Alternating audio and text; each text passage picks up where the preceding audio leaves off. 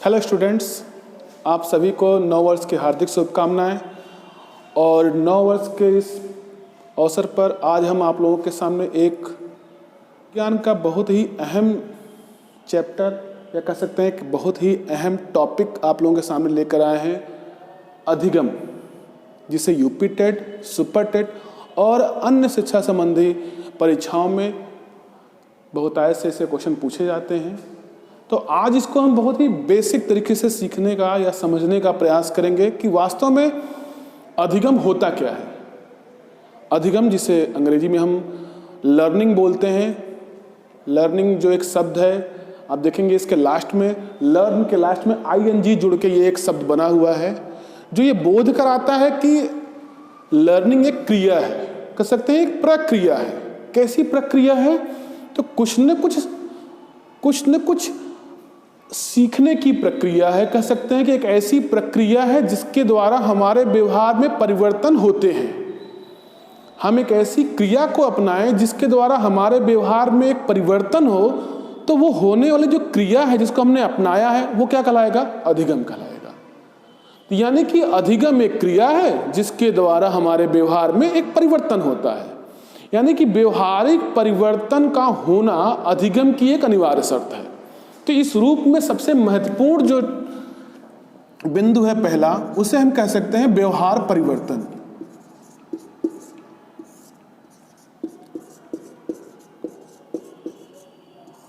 मतलब अधिगम एक ऐसी प्रक्रिया है जिसमें हमारे व्यवहार में परिवर्तन होता है। अब सवाल उठता, दूसरा क्वेश्चन हमारे मन में उठेगा कि आखिर ये जो व्यवहारिक परिवर्तन है वो किन रूपों में? आखिर परिवर्तन तो सकारात्मक भी हो सकते हैं और नकारात्मक भी हो सकते हैं।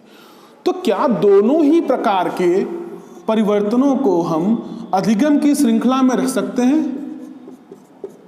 सकारात्मक और नकारात्मक, यानी पॉजिटिव एंड नेगेटिव। क्या इन दोनों को रखेंगे या किसी एक को रखेंगे? तो सबसे पहले हमने ये जाना कि अधिगम एक ऐसी प्रक्रिया है जिसके द्वारा हमारे व्यवहार में परिवर्तन होता है। अब चूंकि वो परिवर्तन दो प्रकार के हो सकते हैं, सकारात्मक और नकारात्मक। तो सकारात्मक का मतलब ये होता है कि वह व्यवहारिक परिवर्तन आगे की तरफ होगा, यानी कि जो भी ज्ञान, जो भी भाव, जो भी कौशल हमारे पास अभी तक थे, हमने अधिगम की प्रक्रिया को अपनाया तो उनमें क्या हो रही है? वृद्धि हो रही है। और नकारात्मक मतलब क्या हो गया? वो सारी ज्ञान, वो सारे भाव, वो सारे कौशलों में क्या होने लगेगी? कमी होने लगेगी। तो अगर एक ऐसी प्रक्रिया को हम अपनाएं जिसमें हमारे व्यवहार में वृद्धि हो, इन द सेंस हमारे कौशल, ज्ञान और भाव में वृद्धि हो रही है, तो वो सकारात्मक, और कमी हो रही है तो नकारात्मक। तो क्या इन दोनों को हम अधिगम कहेंगे? तो इस परिप्रेक्ष्य में आप जानिए कि अधिगम को हम एक और नाम जानते हैं, सीखना। लर्निंग इन द सेंस सीखना, हिंदी में एक और नाम है इसका, सीखना। और सीखने का मतलब क्या होता है? सीखने का मतलब कहीं भी कोई भी टास्क जब हम करने के लिए आगे बढ़ते हैं, उसमें हमें जो कठिनाइयां आती हैं तो हम सीखना शुरू कर देते हैं। और उस सीखने की प्रक्रिया में होता क्या है? हम उस टास्क को और बेहतर तरीके से करने लगते हैं, या हम जैसे कर रहे थे उसमें भी कमी आने लगती है। तो निश्चय ही अगर हम सीख रहे हैं तो उस कार्य को हम और बेहतर तरीके से करना चाहते हैं, जान जाते हैं। जैसे कि अगर कोई गाड़ी चलानी है और हमें नहीं आ रहा है, या आंशिक रूप से हम चला पाते हैं, तो धीरे धीरे हम क्या करने का प्रयास करते हैं कि हम बेहतर होते चले जाएं। तो हम क्या करते हैं? किसी प्रशिक्षक से जाकर उसकी ट्रेनिंग लेते हैं, यानी कि हमारी अधिगम की प्रक्रिया शुरू हो जाती है।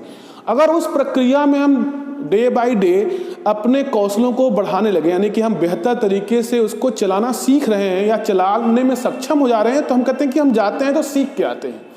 और अगर हम जाएं ट्रेनिंग लेने, और ट्रेनिंग लेने के बाद उस कुशलता में कमी आने लगी, जैसे मैं पहले चलाता था जितना बेहतर तरीके से, अब और बेकार तरीके से चलाने लगे, मतलब उस गुण में और कमी आने लगी। तो क्या आप कह सकते हैं कि हम सीख रहे हैं? नहीं, आप कहेंगे कि हम तो भूल रहे हैं, जो आ रहा था वो भी नहीं कर पा रहे हैं।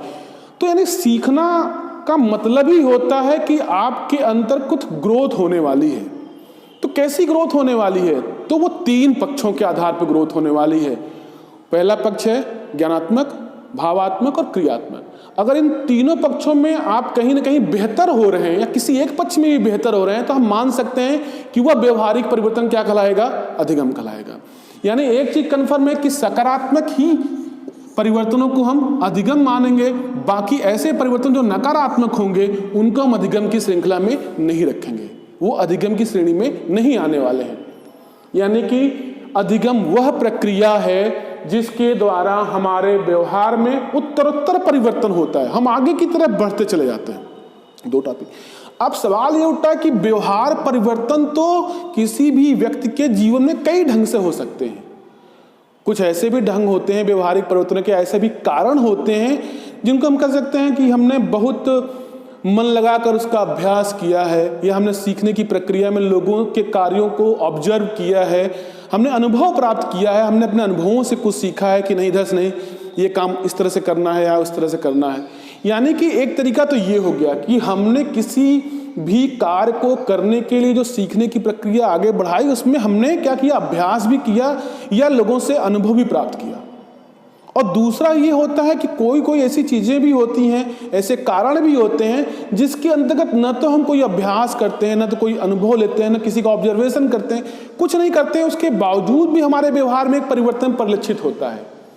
जैसे आप देखेंगे जितने भी स्पोर्ट्स से संबंधी लोग होते हैं, यानी कि जो प्लेयर होते हैं, उन सभी लोगों का जब भी कोई आयोजन हो रहा होता है खेल का, तो ऑथेंटिक लोगों के द्वारा उनकी जांच कराई जाती है कि डोप टेस्ट उसे बोलते हैं, कि आखिर उन्होंने कोई दवा वगैरह का सेवन तो नहीं किया जिसके द्वारा उनके अंदर एक अतिरिक्त ऊर्जा का संचार हो रहा हो। तो वो इसीलिए किया जाता है कि ऐसा नहीं कि जिसमें जो क्षमता है और दवा खा के वो उस क्षमता को बढ़ा दे, इन द सेंस अपने व्यवहार में परिवर्तन ला दे। किसके द्वारा? दवाओं के द्वारा। तो दवाओं के द्वारा हम परिवर्तन ला सकते हैं। आप देखेंगे बहुत सारे डोप टेस्ट कराए जाते हैं जिसमें पकड़ में आता है कि इस एथलीट ने कोई दवा ली थी उसके लिए, तब उसने दौड़ा था, तो हम उसको कैंसिल कर देते हैं, क्योंकि वो उसकी वास्तविक योग्यता नहीं होती है, क्योंकि उस दवा के प्रभाव के कारण उसके व्यवहार में एक परिवर्तन देखने को मिला था। वो उसका लर्निंग नहीं है, बल्कि वो दवा के प्रभाव से व्यवहार परिवर्तन आया था। वहां पर उसने उसके लिए कोई एफर्ट नहीं किया था, कोई ना अभ्यास किया था, ना अनुभव किया था, तो हम उसको अधिगम की श्रेणी में नहीं रखेंगे। क्यों? क्योंकि जो ही उस दवा का प्रभाव उसके ऊपर से उतरेगा, त्यों ही वो जो उसके अंदर व्यवहारिक परिवर्तन आया था वो पुनः क्या हो जाएंगे? हट जाएंगे। यानी कि ऐसे व्यवहारिक परिवर्तन जो क्षणिक होते हैं उन्हें भी हम अधिगम की श्रृंखला में नहीं रखते हैं। फिर रखते किसको हैं? रखते सिर्फ उन 2 को हैं जिनका कारण क्या होता है? केवल 2 होता है, या तो अभ्यास होता है और या तो अनुभव होता है। यानी अभ्यास और अनुभव के द्वारा व्यवहार में आए परिवर्तनों को अधिगम कहते हैं।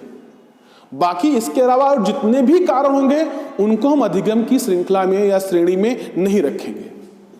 कंफर्म? तो यहां पे हमने ये जान लिया कि व्यवहार में परिवर्तन सकारात्मक जो होंगे वही अधिगम की श्रेणी में आएंगे, और जो उनके कारण होंगे उन कारणों में किन कारणों को हम मानेंगे? पहला अभ्यास, और दूसरा क्या हो जाएगा? अनुभव। इन 2 के कारण अगर हमारे व्यवहार में परिवर्तन आया है तो वो क्या कहलाएगा? अधिगम कहलाएगा। और कैसा परिवर्तन हुआ है? सकारात्मक। तो ये परिवर्तन सकारात्मक होने चाहिए, और इनका कारण क्या होना चाहिए? केवल अभ्यास और अनुभव। क्या नहीं होना चाहिए? क्या नहीं होना चाहिए? तो जैसे दवाओं के द्वारा और संवेगों के द्वारा। अब संवेग क्या होते हैं?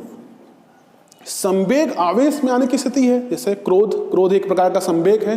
जब भी व्यक्ति में क्रोध नामक संवेग उत्पन्न होता है तो देखेंगे कि उसके व्यवहारों में एक तेजी आ जाती है, वो किसी कार्य को और अधिक ऊर्जा से करना शुरू कर देता है, उसकी स्पीड बढ़ जाती है करने की। तो यानी कि उसका एक व्यवहारिक परिवर्तन हुआ, लेकिन उसका कारण क्या था? न तो अभ्यास था, न तो अनुभव था। क्या था? एक संवेग था।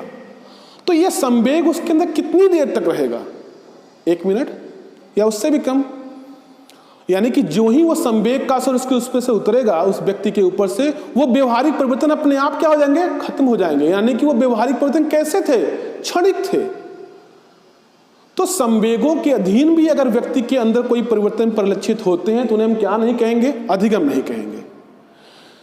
ठीक है, अब आगे बढ़ते हैं। एक और शब्द आता है इसी परिप्रेक्ष्य में, मूल प्रवृत्ति। बेसिक इंस्टिंक्ट्स बोलते हैं उसको इंग्लिश में। मूल प्रवृत्ति क्या होती है? मूल प्रवृत्ति के अंतर्गत वे व्यवहार आते हैं जिन्हें बालक जन्म के साथ ही करना जानता है। मतलब वो करने के लिए बालक को सीखने की आवश्यकता नहीं है, अनुभव अभ्यास करने की आवश्यकता नहीं है। जैसे किसी छोटे से बालक का अपने अंगूठों को चूसने की जो उसकी टेंडेंसी है वो हमने सिखाई नहीं है, बल्कि वो खुद ये करना जानता है। चीज़ों को पकड़ना, चीज़ों तक पहुंचना, उसको चूसना, ये सारी प्रक्रियाएं वो जानता है। तो आप देखेंगे कि 4-5 प्रकार के बेसिक इंस्टिंक्ट का जिक्र किया गया है। मैकडूगल ने 14 प्रकार की मूल प्रवृत्तियों का जिक्र किया है अपने अंतर्गत, उनको संवेगों से भी जोड़ा है। तो उन सारे मूल प्रवृत्तियों को भी हम अधिगम की श्रेणी में नहीं रखेंगे। क्यों नहीं रखेंगे? क्योंकि उन मूल प्रवृत्ति से संबंधित जो बालक व्यवहार करता है, उन व्यवहारों को करने के लिए उसे कहीं किसी प्रकार का न अभ्यास करना पड़ा है, न अनुभव करना पड़ा है। यानी कह सकते हैं कि वो सारे व्यवहार उसके अंदर जन्म के साथ ही मौजूद थे। जैसे आपने सुना होगा कि महाभारत काल में चक्रव्यूह को तोड़ने का जो एक कौशल था वो अर्जुन के बेटे अभिमन्यु में जन्म के साथ ही था। लोग कहते थे वो माँ के गर्भ में उसे तोड़ना सीख लिया था। माँ के गर्भ में तो कोई सीख नहीं सकता है, सीखने के लिए उसे बाह्य वातावरण की आवश्यकता पड़ती है। तो वहां पे हम मान सकते हैं कि जेनेटिकली अगर ऐसा संभव, ये बात सच भी होगी, तो निश्चित अंदर उसके अंदर जो ये गुण आए होंगे चक्रव्यूह के तोड़ने के, जो कुशलता या निपुणता आई होगी, वो निश्चित उसका स्रोत क्या है? अभ्यास, अनुभव नहीं है, बल्कि क्या हो सकता है? जेनेटिक हो सकता है, आनुवांशिक कारण हो सकते हैं उसके। तो उसको भी हम अधिगम की श्रेणी में नहीं रखेंगे। क्यों? क्योंकि अभिमन्यु को वो सीखने के लिए या वो करने के लिए क्या नहीं करना पड़ा? अभ्यास या अनुभव नहीं करना पड़ा। वो उसके मूल प्रवृत्ति जन व्यवहार हो सकते हैं। उसी श्रृंखला में प्रतिक्रियात्मक व्यवहार होते हैं। प्रतिक्रियात्मक व्यवहार,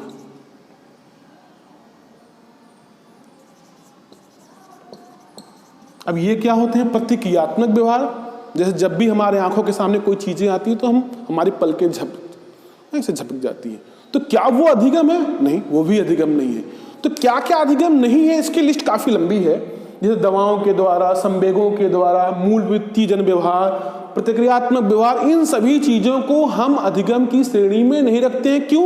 एक रीजन, क्योंकि न उसमें अभ्यास है, न कहीं अनुभव है। तो एक चीज याद रख सकते हैं कि किसी भी व्यक्ति के व्यवहार में होने वाले वे सकारात्मक परिवर्तन जिसका मुख्य कारण अभ्यास और अनुभव होता है, उन्हें ही अधिगम कहा जाएगा। बाकियों को हम अधिगम की श्रेणी में नहीं रखेंगे। यहां तक कंफर्म हो गया? चलिए नेक्स्ट टॉपिक पे आगे बढ़ते हैं। इसी में कुछ मनोवैज्ञानिकों की परिभाषाओं को रखते हैं जिनके द्वारा हमें समझ में आएगा कि वास्तव में मनोवैज्ञानिकों का क्या विचार है इसके प्रति।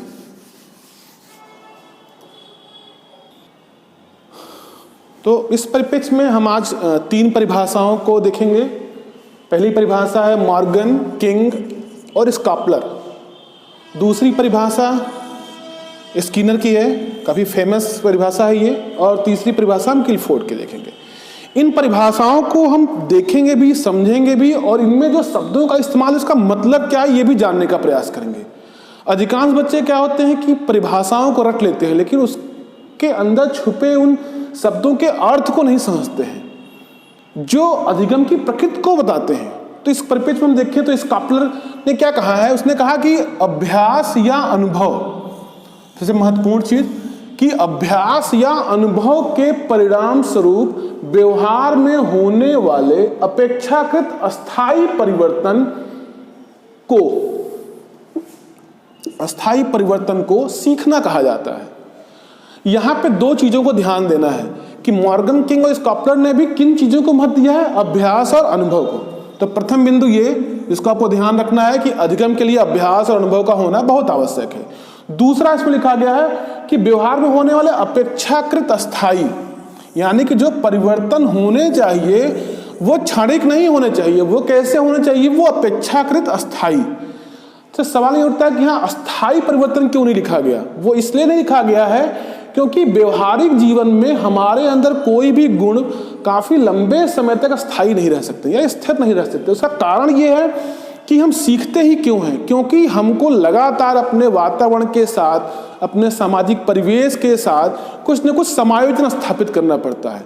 चूंकि समाज बदलता रहता है, चुनौतियां बदलती रहती हैं, इसलिए हमें लगातार अपने व्यवहार में परिवर्तन लाना पड़ता है ताकि हम उस समाज या उस परिवेश के साथ समायोजित हो सकें। इसीलिए लगातार वो चीजें क्या होती हैं, बदलती रहती हैं। इसीलिए यहाँ पे अपेक्षाकृत अस्थायी शब्द का इस्तेमाल किया गया है। तो वो परिवर्तन हो, लेकिन कैसे होने चाहिए वो परिवर्तन? अपेक्षाकृत अस्थायी होने चाहिए, इसका हमें विशेष ध्यान रखना है। इसलिए आप देखें किसी बिहेवियरल साइंस में अस्थायी शब्द का प्रयोग नहीं करेगा, बल्कि अपेक्षाकृत अस्थायी शब्द का प्रयोग करता है। तो दो चीजें क्या क्या हो गई? अभ्यास और अनुभव के परिणाम से व्यवहार में होने वाले कैसे परिवर्तन? अपेक्षाकृत अस्थायी परिवर्तन को क्या कहा जाएगा? सीखना कहा जाएगा। इस परिप्रेक्ष्य में अगर हम स्किनर को देखें तो इन्होंने क्या कहा कि अधिगम व्यवहार में उत्तरोत्तर अनुकूलन की एक प्रक्रिया है। उत्तरोत्तर का मतलब क्या होता है? उत्तरोत्तर का मतलब है सकारात्मक रूप में, मतलब आगे की ओर हम उन चीजों को एडॉप्ट करते चले जाते हैं जिससे हमारे कुशलता में, हमारे ज्ञान में क्या हो रही होती है? वृद्धि होती है। इसलिए उन्होंने इस शब्द का प्रयोग किया उत्तरोत्तर अनुकूलन, मतलब जो व्यवहारिक परिवर्तन होना चाहिए वो सकारात्मक दिशा में होना चाहिए, न कि नकारात्मक दिशा में। तो जो पिछले हमने 3 बिंदुओं को पढ़ा था उसमें से एक बिंदु को कौन सेटिस्फाई कर रहे हैं? स्किनर। आगे बढ़ते हैं, गिलफोर्ड की परिभाषा को देखते हैं तो इन्होंने जिस चीज पर सबसे ज्यादा कहा, उन्होंने कहा कि व्यवहार के कारण व्यवहार में, यानी कि व्यवहारों के द्वारा ही व्यवहार में जो परिवर्तन आते हैं उन्हीं को हम क्या कहेंगे? अधिगम कहेंगे। तो व्यवहार का मतलब कि हमने कोई अभ्यास किया, कोई अनुभव किया, तो ही जो परिवर्तन आते हैं उन्हें हम क्या कहेंगे? अधिगम की श्रृंखला में रखेंगे। इन तीनों परिभाषाओं को अगर हम देखें तो हम अधिगम को अच्छे ढंग से परिभाषित कर सकते हैं। हम कह सकते हैं कि कौन कौन सी चीजें बहुत जरूरी है अधिगम के लिए। तो सबसे पहली जरूरत क्या है? व्यवहार में परिवर्तन। दूसरी जरूरत क्या है? तो वो जो परिवर्तन होने चाहिए वो अपेक्षाकृत अस्थायी होने चाहिए। और तीसरा क्या है? वो जो परिवर्तन होना चाहिए कैसा होना चाहिए? उत्तरोत्तर होना चाहिए, न कि वो नकारात्मक होना चाहिए। वो कैसा होना चाहिए? सकारात्मक होना चाहिए। और उसमें सबसे बड़ी भूमिका किसकी होती है? अभ्यास और अनुभव की, जिसे हमने व्यवहार और व्यवहार कारण कहा है। इस रूपों में हम देख रहे हैं कि लगातार अधिगम की प्रक्रिया आगे बढ़ती है और इसी के आधार पर एक शिक्षक क्या करता है? विद्यालयों में बच्चों को वर्गीकृत करता है। ये कौन से ऐसे बच्चे हैं जो बेहतर तरीके से जल्दी सीख ले रहे हैं, कुछ देर में सीखते हैं, किसी की सीखने की गति कम होती है, किसी की ज्यादा होती है, इसका निर्धारण कैसे करेंगे? तो इसको कैसे निर्धारित किया जाता है? तो वहां पे आप लोग व्यवहारिक जीवन में क्या देखते हैं कि एक व्यक्ति अगर 10 मिनट में किसी चीज को सीख ले रहा है और अगला उसको 15 मिनट में सीख रहा है, तो 10 मिनट में जो सीखा है वो ज्यादा ही उससे योग्य कहलाता है, मतलब उसकी सीखने की गति क्या है? तेज है। तो यहां पे हम कैसे जान पाए कि किसके सीखने की गति ज्यादा तेज है? जब हमने अधिगम की तुलना किससे कर दी है? समय से कर दी है। यानी जब हम अधिगम की तुलना समय से करते हैं तो हमारे पास जो तथ्य सामने आते हैं उसे हम कहते हैं अधिगम की गति। यानी कि अगर हमें अधिगम की गति को जानना हो तो अधिगम की मात्रा की तुलना किससे करनी पड़ेगी? समय से करनी पड़ेगी। और इसी को आधार बनाकर एबिंगहॉस ने 1885 ईस्वी में, किसने? एबिंगहॉस। पहुंच के यानी अगर हमें अधिगम की गति को जानना है तो हमें किसकी तुलना करनी पड़ेगी? अधिगम की मात्रा की तुलना किससे? समय के साथ करनी पड़ेगी। तो इस कॉन्सेप्ट को लेके एबिंगहॉस ने सन 1885 में अधिगम वक्र, नाम सुना होगा आपने, अधिगम वक्र, इससे काफी सारे क्वेश्चन पूछे जाते हैं। तो लर्निंग कर्व या अधिगम वक्र की अवधारणा देने वाले मनोवैज्ञानिक कौन है? तो हर्मन एबिंगहॉस। कब दिया था? सन 1885 ईस्वी में। और अधिगम वक्र क्या प्रदर्शित करता है? तो अधिगम वक्र बनाने का उद्देश्य क्या था या वो क्या प्रदर्शित करता है? तो वो अधिगम की गति को प्रदर्शित करता है, अधिगम की गति को या उसकी प्रगति को, अधिगम की गति या उसकी प्रगति को प्रदर्शित करता है कौन? अधिगम का वक्र। कॉन्सेप्ट किसने दिया है? हर्मन एबिंगहॉस ने। कब दिया? सन 1885 ईस्वी में। अब सवाल उठता है कि गति, अगर गति, अपने गति का फार्मूला याद पता ही होगा, आप लोग अंग्रेजी में पढ़े होंगे कि कभी भी जब हम चाल लगाते हैं तो चाल बराबर क्या होता है? दूरी बटे समय। यानी कि हमने दूरी की तुलना किससे कर दी? समय से कर दी। तो हमें क्या मालूम हो जाता है? उस पिंड या उस वस्तु की गति मालूम चल जाती है। तो अगर हमें अधिगम की गति को मालूम करना है तो हमें किसका तुलना करना पड़ेगा? तो हमें यहां पे अधिगम की मात्रा और किसकी तुलना करनी पड़ेगी इसके साथ? समय से। कि जो भी अधिगम की मात्रा को आपने प्राप्त किया है उसमें कितना समय लगा या आपको कितनी बार अभ्यास करना पड़ा। आप एक बार अभ्यास करने में उतनी को अधिगम की उतनी मात्रा को प्राप्त कर गए, दूसरे वाले ने 3 अभ्यास के बाद प्राप्त किया, तो पहले वाले की सीखने गति क्या है, तेज है, क्योंकि उसने एक अभ्यास किया सिर्फ सॉरी। तो यहां पे हम देख रहे हैं कि अधिगम की गति या उसकी प्रगति को प्रदर्शित करता है कौन, अधिगम का वक्र। इस अधिगम के वक्र की अवधारणा को किसने दिया, हर्मन एबिंगहॉस ने। कब, 1885 में। अब यह अधिगम की गति या उसकी प्रगति को कैसे ज्ञात करते हैं, तो अधिगम की मात्रा की तुलना समय अथवा अभ्यास से कर देते हैं। तो यहां तक तो कंफर्म हो गया कि अगर आपसे कोई पूछे कि अधिगम की गति को या अधिगम का वक्र जो है क्या प्रदर्शित करता है, तो वो प्रदर्शित करता है अधिगम की गति या प्रगति को। और आपसे कोई पूछे कि अधिगम का वक्र किन 2 आयामों के सापेक्ष में चिन्हित किया या चित्रांकित किया जाता है, तो आप कहेंगे उसका एक आयाम होता है अधिगम की मात्रा और दूसरा आयाम होता है समय अथवा अभ्यास। इसमें जो अधिगम की मात्रा होता है वो होती है वाई एक्सिस पे और समय और अभ्यास वो कहां होता है, एक्स एक्सिस पे। यानी हम किसी वक्र को एक्स और वाई अक्ष के परितः जब चित्रांकित करते हैं तो उसमें एक एक्स एक्सिस होता है और दूसरा क्या होता है, वाई एक्सिस होता है। तो आइए हम सीखते हैं कि कितने प्रकार के अधिगम के वक्र होते हैं और उनका नामकरण कैसे किया गया है।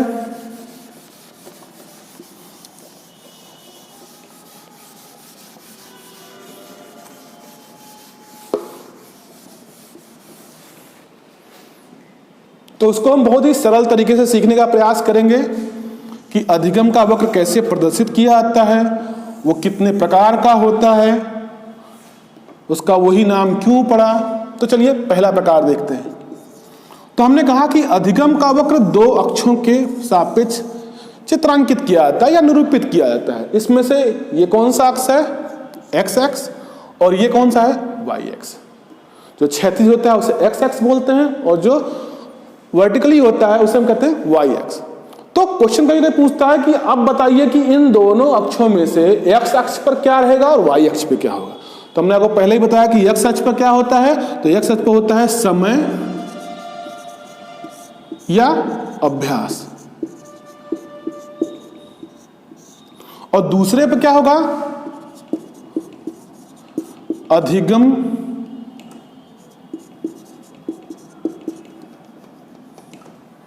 अधिगम की मात्रा। और वो अधिगम की मात्रा किस में होगी, प्रतिशत में होगी।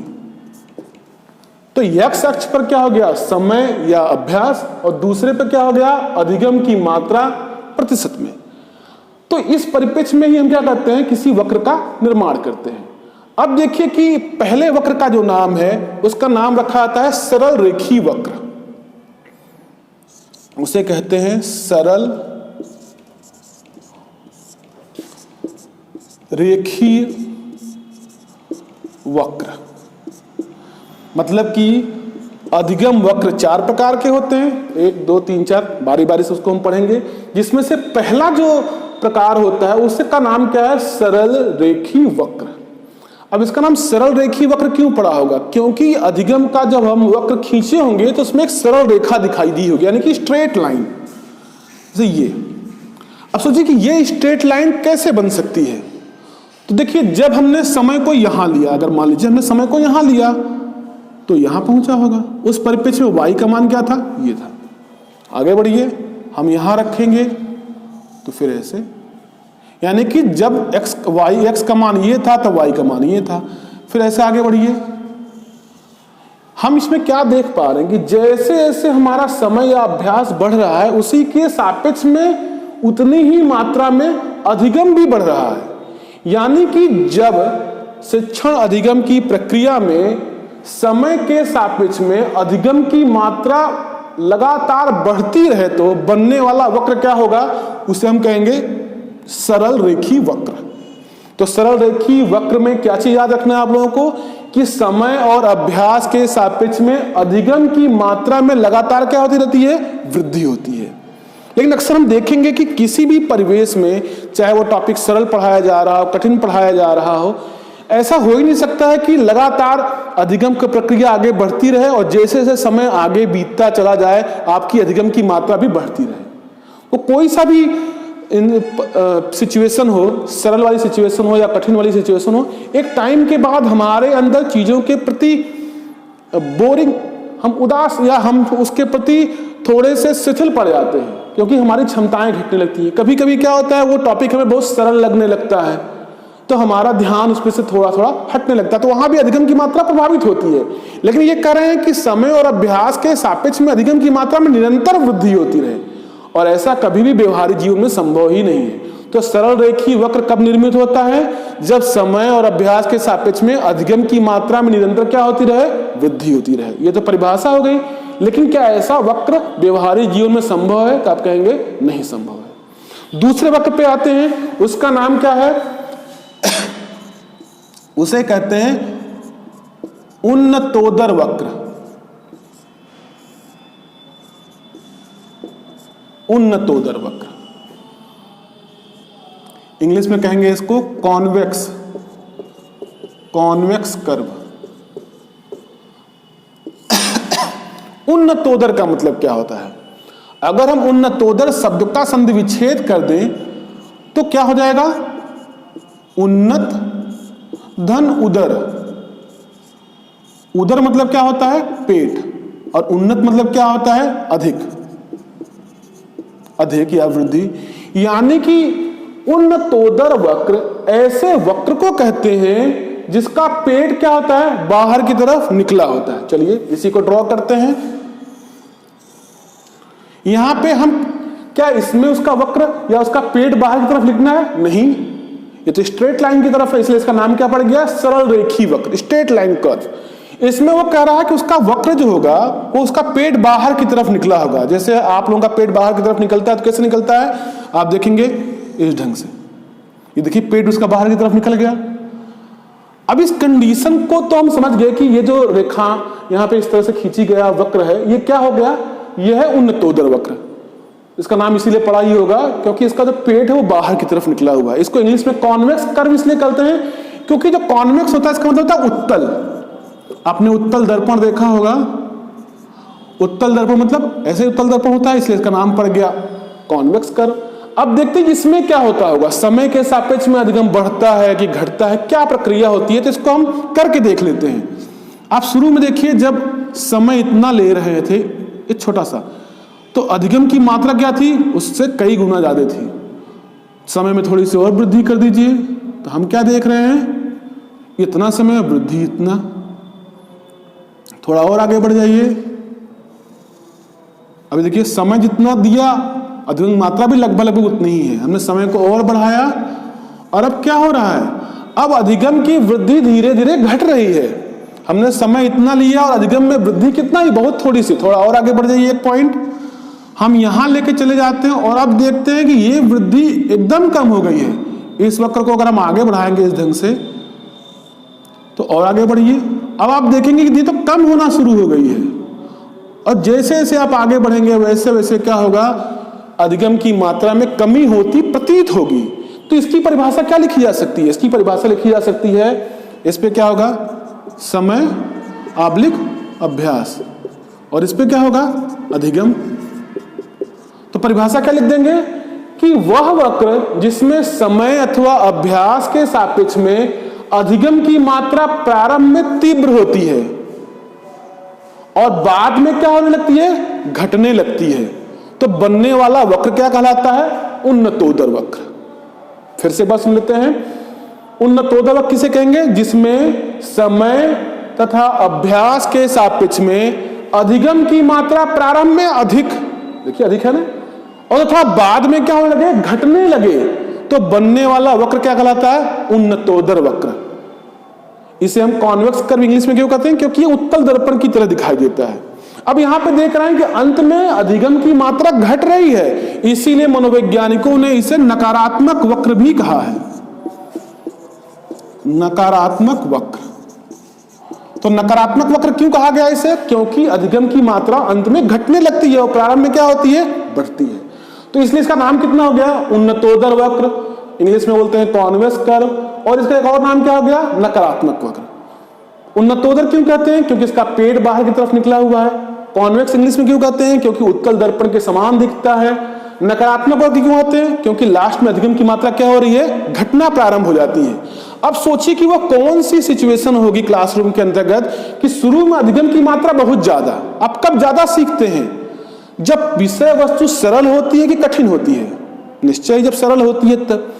तो इसका मतलब कि जब परिस्थितियां या जब विषय वस्तु बहुत ही सरल प्रकृति की होती है तो हमारी शुरू में अधिगम की मात्रा क्या होती है? तीव्र होती है। अब सवाल उठता है कि जब सरल है तो लास्ट में घटने क्यों लगी? क्योंकि जब वो हमको बहुत अधिक सरल लगती है तो हमारी एकाग्रता उसके प्रति क्या होती है? कम होने लगती है, और जिसके परिणाम स्वरूप हमारी अधिगम की मात्रा भी क्या होती है? घटने लगती है। तो ये जो है उन्नतोदर वक्र, यह वक्र कब निर्मित होगा? तो आप कहेंगे सरल पाठ्य वस्तु, सरल पाठ्य वस्तु, यानी कि सरल पाठ्य वस्तु के शिक्षण में क्या हो जाता है? किस प्रकार का वक्र क्रिएट होता है? आप कहेंगे उन्नतोदर वक्र। समझ में आ गया? चलिए अब तीसरे के ऊपर चलते हैं। जैसे वो उन्नतोदर था, इसका नाम क्या है? नतोदर, नतोदर वक्र। इंग्लिश में इसे क्या बोलेंगे? कॉनकेव, CONCAVE, यानी कॉनकेव कर्व। कॉनकेव मतलब अवतल दर्पण। अब सोचिए कि उसका हमने संधि विच्छेद किया था तो उन्नत धन उदर, मतलब जिसका पेट अधिक निकला हो बाहर की तरफ, तो वैसा वक्र बना था। नतोदर को अगर हम दो भागों में तोड़ते हैं या संधि विच्छेद करते हैं तो नत धन उदर, नत धन उदर मिलके क्या होता है? नतोदर। नत मतलब क्या होता है? धंसा हुआ, धंसा हुआ। और उदर मतलब क्या होता है? पेट। यानी कि जिस वक्र का पेट अंदर की तरफ धंसा होता है उसे हम कौन सा वक्र कहते हैं? नतोदर वक्र कहते हैं। अब सोचिए वैसा वक्र कैसे बनता होगा? जैसे वो ऊपर की तरफ था तो ये कैसा हो जाएगा? ऐसे नीचे की तरफ। अब देखिए इसका पेट अंदर की तरफ धंसा हुआ है, और जो ये पेट अंदर की तरफ धंसा हुआ है वो किस दर्पण के समान दिख रहा है? अवतल दर्पण के समान। और उसे इंग्लिश में क्या बोलते हैं? कॉनकेव। तो कॉनकेव, वहां से इसका नाम क्या पड़ गया? कॉनकेव कर्व पड़ गया। क्यों? क्योंकि ये अवतल दर्पण के समान दिखता है। अब इसका एनालिसिस करते हैं कि इसमें क्या होता होगा। तो हम लेते हैं समय वाली पर एक, यहां आपने देखा समय इतना लिया है और उसके सापेक्ष में अधिगम की मात्रा कम है। फिर और वृद्धि करिए, आप देख रहे हैं कि समय को आपने बढ़ाया फिर भी वृद्धि उससे सापेक्ष में बहुत ही कम हो रही है। और थोड़ा आगे बढ़ते हैं। अब देखिए समय हमने इतना अभ्यास इतना बढ़ाया और यहां पे थोड़ी ही वृद्धि है। थोड़ा और आगे बढ़ते हैं। अब हम देख रहे हैं कि अचानक से दोनों की मात्रा बराबर हो रही है, यानी कि इसमें वृद्धि होना शुरू हो चुकी है। थोड़ा और आगे बढ़ेंगे तो हम देखेंगे कि समय में तो हमने इतना ही वृद्धि की है लेकिन इधर अधिगम की मात्रा बहुत बढ़ गई। थोड़ा और आगे बढ़ेंगे तो हम देखेंगे कि और वृद्धि हो गई। और जैसे जैसे आगे बढ़ेंगे हमको मिलेगा कि समय कम लग रहा है या अभ्यास हम कम कर रहे हैं और अधिगम की मात्रा लगातार क्या हो रही है? बढ़ रही है। इसका मतलब इसमें शुरू में तो अधिगम की मात्रा कम रह रही है और अंत में क्या हो जाएगा? अधिगम की मात्रा अचानक से बढ़ जाती है, यानी कि अंत में ये बढ़ रहा है। तो जैसे ये अंत में घट रहा था तो इसका नाम नकारात्मक वक्र पड़ा, और ये अंत में बढ़ रहा है तो इसका नाम क्या पड़ जाएगा? सकारात्मक वक्र। तो सकारात्मक वक्र किसे कहते हैं? नतोदर वक्र को कहते हैं। क्यों कहते हैं? क्योंकि इसमें समय और अभ्यास के सापेक्ष में शुरू में तो अधिगम की मात्रा में कम वृद्धि होती है, लेकिन जैसे जैसे समय और अभ्यास आगे बढ़ता है वैसे वैसे हम समय और अभ्यास कम लगाते हैं लेकिन अधिगम की मात्रा में क्या होती है? अचानक से वृद्धि हो जाती है। तो इसीलिए हम इसे कहते हैं सकारात्मक वक्र। अब सोचिए वो कौन सी कंडीशन होगी कक्षा के अंतर्गत जिसमें हम शुरू में कम सीखेंगे, अधिगम की मात्रा कम होगी और बाद में बढ़ जाएगी। तो क्या वो हो सकता है? क्या पाठ्य वस्तु सरल हो तब ऐसा होगा कि पाठ्य वस्तु अत्यधिक कठिन हो तब ऐसा होगा? निश्चय ही जब पाठ्य वस्तु बहुत कठिन होती है तो हमें सीखने में क्या होती है? थोड़ी दिक्कत होती है। तो शुरू में हम क्या होते हैं? अपने कॉन्सेप्ट को क्रिएट कर रहे होते हैं, मतलब जो टॉपिक पढ़ाया जा रहा है उसकी अवधारणा निर्मित कर रहे होते हैं कि होता क्या है। लेकिन जैसे ही उसको हम थोड़ा बहुत समझ लेते हैं तो अचानक से हमारे सीखने की गति क्या होती है? बढ़ सी जाती है। आपने महसूस किया होगा जब भी आप गणित वगैरह पढ़ते हैं उसके फार्मूले को समझने में थोड़ा टाइम लगता है। फिजिक्स पढ़ते हैं उसमें जो न्यूमेरिकल हल करते हैं तो उसके फार्मूले को, उसके कॉन्सेप्ट को समझने में बहुत टाइम लगता है। लेकिन जो ही आपको वो समझ में आ जाता है तो ही आपकी अधिगम गति अचानक से क्या होती है, तीव्र हो जाती है। यानी जैसे ये वाला सरल पाठ्यक्रम पे क्रिएट होता है उसी तरह से नतोदर वक्र कब बनेगा? सिंपल सी बात है, कब बनेगा? कठिन पाठ्य वस्तु पे।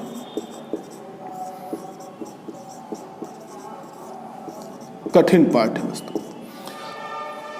तो नतोदर वक्र को कॉनकेव कर्व भी कहते हैं, इसे हम सकारात्मक वक्र भी कहते हैं क्योंकि अधिगम की मात्रा अंत में क्या होती है, बढ़ जाती है। इसे हम कॉनकेव कर्व क्यों कहते हैं? क्योंकि ये अवतल दर्पण के समान दिखता है। नतोदर वक्र क्यों कहते हैं? क्योंकि ये धंसा हुआ है। और ये कब क्रिएट होता है? तो जब समय और अभ्यास के सापेक्ष में अधिगम की गति प्रारंभ में कम तथा बाद में उसमें अधिक वृद्धि होने लगे तो बनने वाला वक्र क्या कहलाता है? नतोदर वक्र कहलाता है। आशा है समझ में आ रहा होगा आप लोगों को। इस क्रम में हम आगे बढ़ते हैं और चौथा और अंतिम उसे कहते हैं मिश्रित वक्र। मिश्रित वक्र, इसके एक और नाम दिया गया है यस प्रकार का वक्र।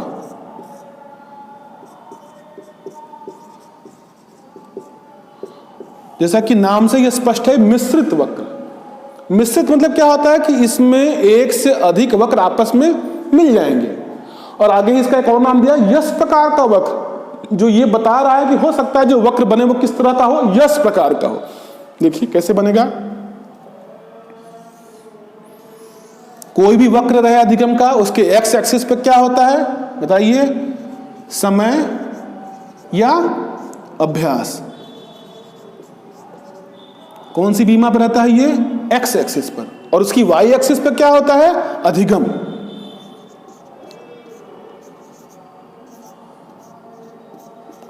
अधिगम की मात्रा। और वो भी किसमें रहता है अधिगम की मात्रा? प्रतिशत में। अब यहां पर जरा यस आकार बनाते हैं और इसको परिभाषित करने का प्रयास करते हैं। अब देखिए इस यस प्रकार का जो वक्र दिख रहा है इसमें शुरू में देखिए यहां से लेकर और यहां तक की जो आकृति दिख रही है ये अवतल दर्पण के समान दिख रही है। जिसे हमने कौन सा वक्र कहा था? तो आप यहां देखेंगे नतोदर वक्र। आगे की जो आकृति है वो कैसी दिख रही है? तो ये उन्नतोदर वक्र की तरह दिख रही है। यानी कि वह वक्र जिसमें नतोदर तथा उन्नतोदर दोनों की विशेषताएं सम्मिलित होती हैं उसे हम कौन सा वक्र कहते हैं? मिश्रित वक्र कहते हैं या यस प्रकार का वक्र कहते हैं। क्यों यस प्रकार का? क्योंकि इसकी आकृति यस जैसी दिखती है। अब सवाल ये उठता है कि ये कौन सी ऐसी कंडीशन होगी जब इस प्रकार का वक्र बनेगा? तो सोचिए कि कब हम धीरे धीरे पढ़ते हैं, फिर ऐसे तेज, तो धीरे धीरे आगे बढ़ना इसका मतलब कि शुरू में पाठ्य वस्तु हमको कठिन लगती है, कॉन्सेप्ट क्लियर हो गया तो फिर क्या हो गया, वही कठिन चीज हमको सरल लगने लगी, अधिगम की मात्रा क्या हो गई, बढ़ गई। लेकिन लास्ट में फिर घट रही है। इसका मतलब क्या हो गया, पढ़ाते पढ़ाते जब टाइम ज्यादा होने लगता है तो हम एक ही चीज पढ़ते पढ़ते बोर होने लगते हैं और हमारी एकाग्रता क्या होती है, कम होने लगती है। और उस परिप्रेक्ष्य में क्या होता है, हमारे अधिगम की मात्रा धीरे धीरे घटने लगती है और हम टीचर से क्या बोलते हैं कि सर अब रहने दीजिए पढ़ाने को। क्यों? क्योंकि समय ज्यादा हो गया, एक ही चीज को पढ़ते पढ़ते हम ऊब गए हैं, अब दूसरा कुछ पढ़ेंगे। तो ये कंडीशन कहाँ देखने को मिलती है? अक्सर हम जिस कक्षा में जाकर पढ़ते हैं वहां अक्सर ये सिचुएशन हमको देखने को मिल जाती है। यानी कि जो मिश्रित वक्र है, जिसे यस प्रकार का वक्र कहते हैं, यही हमारे व्यवहारिक जीवन में अधिकांश देखने को मिलता है, अधिकांशतया देखी जाती है। तो मिश्रित वक्र या एस प्रकार का वक्र कब क्रिएट होता है? नॉर्मल जो हमारा स्कूल का माहौल होता है उसमें शुरू में चीजें हमको जब कठिन लगती हैं तो अधिगम की मात्रा कम होती है। धीरे धीरे जैसे आगे बढ़ते हैं, कॉन्सेप्ट क्लियर होता है तो अधिगम की मात्रा बढ़ जाती है। लेकिन जैसे समय बीतता है तो हम उस चीज के प्रति बोर होने लगते हैं, जिससे हमारी एकाग्रता घटने लगती है और धीरे धीरे हमारे अधिगम की मात्रा भी क्या होती है, कम हो जाती है। तो अगर आपसे पूछे सामान्यतः विद्यालयों की कक्षाओं में कौन सा वक्र निर्मित होता है, तो मिश्रित वक्र निर्मित होता है। इसमें कौन कौन से दो वक्र मिले होते हैं? तो उसमें कौन कौन से हैं? नतोदर और उन्नतोदर दोनों वक्रों की विशेषताएं इसमें सम्मिलित होती हैं। तो अभी तक हमने क्या जाना? आज हमने जाना कि अधिगम क्या होता है, उसकी कुछ परिभाषाओं की सहायता से हमने उसके मुख्य बिंदुओं को देखा।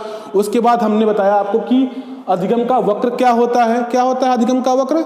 वह वक्र जो समय और अभ्यास तथा अधिगम की मात्रा के सापेक्ष निरूपित किया जाए उसे हम क्या बोलते हैं, अधिगम वक्र कहते हैं। ये अधिगम वक्र क्या प्रदर्शित करता है, तो अधिगम की गति को प्रदर्शित करता है। किसने दिया है, तो हरमन एबिंगहॉस ने दिया है। कब दिया है, 1885 ईस्वी में दिया है। स्क्रीनशॉट लीजिए इसका, और निश्चय ही आपको ये अधिगम का ये चैप्टर या एक चैप्टर का छोटा सा भाग आपको पसंद आया होगा। और अगर इससे संबंधित कोई समस्या हो तो निश्चित रूप से आप हमें कमेंट के रूप में सूचित करें। धन्यवाद।